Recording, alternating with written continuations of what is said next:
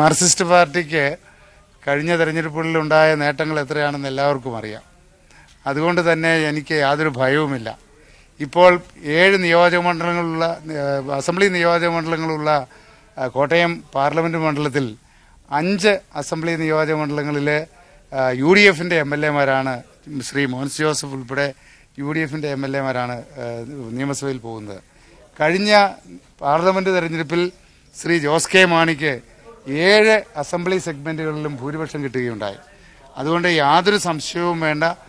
സ്ഥാനാർത്ഥി നിർണയത്തിൻ്റെ ചെറിയ ചെറിയ കാര്യങ്ങളൊക്കെ ഉണ്ടായെങ്കിലും ഇനി പൂർണ്ണമായ യോജിപ്പോടുകൂടി UDF ഒറ്റക്കെട്ടായി മുമ്പോട്ട് പോകും.